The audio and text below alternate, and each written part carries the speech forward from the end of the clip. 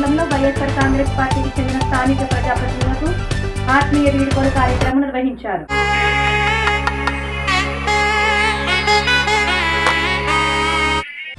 మండలం పరిధిలో పదవీ కాలం పూర్తి చేసుకున్న జెడ్పీటీసీ, ఎంపీటీసీ ప్రజాప్రతినిధులకు నాయకులు, కార్యకర్తలు ఘనంగా సత్కరించారు.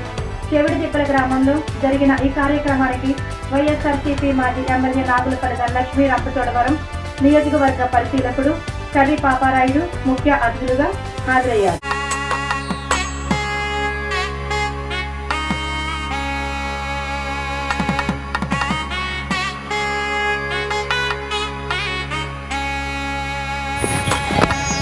మేడం ధనలక్ష్మి మేడం గారికి, అలాగే పార్టీ ఇన్ఛార్జ్ సార్ పాపారాయుడు గారికి, స్టేజ్ని అలంకరించిన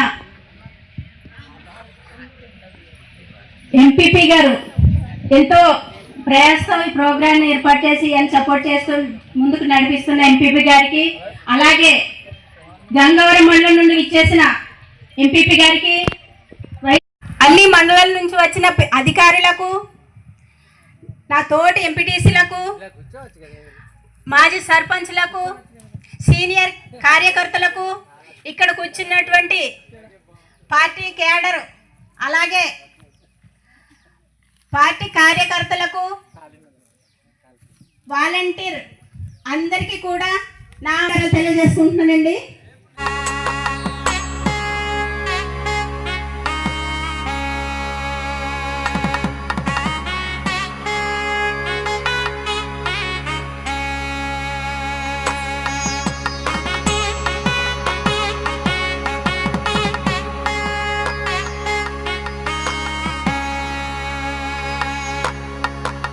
మరి ఈ రోజున వైరామవరం మండలంలో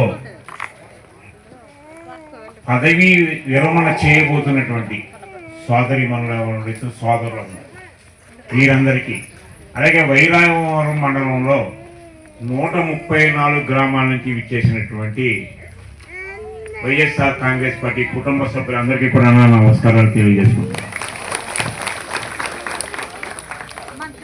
మరి ఈ వైరామవరం మండలం నాకు మీటింగ్ అన్నయ్య గారు వచ్చారన్నది ఇది కొత్త ఏం కాదు. నేను ఈ వైరామవరం మండలంలో దరిదాపుగా ఒక 4-5 కార్యక్రమాలకి నేను అటెండ్ అవుతుంది జరిగింది.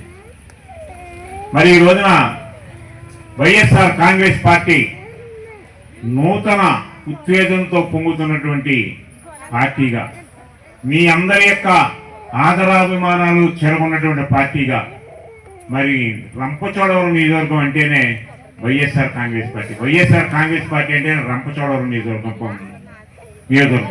మరి అటువంటి నియోజకవర్గంలో మన ఈ 12 నూతనంగా ఏర్పడినటువంటి ఇంకో మండలంతో కలుపుకుంటే 12 మండలాలు. 12 మండలాల్లోనూ మన వైరామవరం ఒక మండలం. మరి ఉత్తేజం చూస్తుంటే మరి ధనలక్ష్మి గారిని మీరు ఇప్పుడే నెక్కించేస్తున్నారు అన్నంత ఆనందం నాకు కలుగుతుంది. మరి ఈ రోజున పదవీ విరమణ చేస్తున్న సోదరి మాట్లాడింది, మేము చాలా పనులు చేశాము. మనం ఈ రంపచోడవరం నియోజకవర్గంలో ఏదైనా ఎన్ని పార్టీలు వచ్చినాయి ఇప్పటికి. నాకు సోదరుడు చెప్పాడు, రాజకీయం మాకు ఎవరికీ తెలీదు, మన అనంతబాబు పరిచయం చేశాడు. వాస్తవం ఇవన్నీ కూడా. రంపచోడవరం నియోజకవర్గంలో డెవలప్మెంట్ జరిగింది అంటే అది వైఎస్ఆర్ కాంగ్రెస్ పార్టీ హయాంలోనే జరిగింది తప్పించి, ఇంతమంది మీకు ఇక్కడ ఎమ్మెల్యేలు వచ్చారు, ఎవ్వరూ కూడా రంపచోడవరం నియోజకవర్గాన్ని ఎక్కడా కూడా డెవలప్ చేయాలి, గొప్ప స్థాయికి తీసుకువెళ్లే విధంగా ఖచ్చితంగా మేము అవకాశం వాళ్ళకి కల్పిస్తామని కూడా మీ అందరి సాక్షిగా మేము వాళ్ళకి మాటిస్తా ఉన్నామండి. వాళ్ళ కృషిని బట్టి ఖచ్చితంగా ఇప్పుడు మన వెంకటలక్ష్మి గారు చెప్పారు, నేను ఫస్ట్ ఎంపీపీ చేశాను, ఇప్పుడు జెడ్పీటీసీ చేశాను. మన జోగిరెడ్డి వాళ్ళ మిసెస్ గతంలో ఎంపీటీసీ చేశారు, వైస్ ఎంపీపీ చేశారు. అలాగే మన విశ్వమ్మ ఎంపీటీసీ చేశారు, ఇప్పుడు వైస్ ఎంపీపీ చేశారు. ఇలా ప్రతి ఒక్కరు కూడా ఏదో ఒకటి పెరుగుతూ ఉంది. దానికి ఏమాత్రం తగ్గకుండా భవిష్యత్తులో కూడా వీళ్ళకి మంచి పొజిషన్లో పెడతాది వైఎస్ఆర్ పార్టీ. అందుకు నేను హామీ ఇస్తున్నానని కూడా నేను మీ అందరికీ చెప్తా ఉన్నానండి. చూస్తూ ఉన్నారు 2.5 కాలంగా. మన ఎన్నికలకు ముందు ఎన్నెన్నో హామీలు ఇచ్చారు. వైఎస్ఆర్ పార్టీని ఓడించి టీడీపీకి మీరు గెలిపిస్తే జగన్ గారు ఇచ్చే వాటికంటే కూడా ఎక్కువ పథకాలు ఇస్తామని చెప్పేసి అన్నారు కదమ్మా. మరి జగన్ గారు అమ్మఒడి ఇచ్చారు, చెయ్యూత ఇచ్చారు, రైతు భరోసాలు ఇచ్చారు, సున్నా వడ్డీలు ఇచ్చారు, తర్వాత డ్వాక్రా రుణమాఫీలు చేశారు, ఇన్ని సంక్షేమ పథకాలు చేశారు కదా కరోనా సమయంలో కూడా. మరి టీడీపీ వచ్చి 2.5 కాలంలో ఒక కొత్త పెన్షన్ అని ఇప్పించిందమ్మా? ఎంతమందికి అమ్మఒడిలు పడ్డాయి? ఎంతమందికి నెలకు 1500 రూపాయలు ఇంట్లో ఉన్న ఆడవాళ్ళకి వచ్చినాయి? ఎంతమంది నిరుద్యోగులకు 3000 రూపాయలు ఇచ్చారు?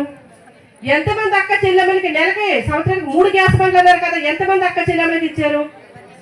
కనీసం కొత్త పెన్షన్ కూడా ఈ రోజుకి ఒక్క కొత్త పెన్షన్ కూడా శాంక్షన్ చేయలేదు.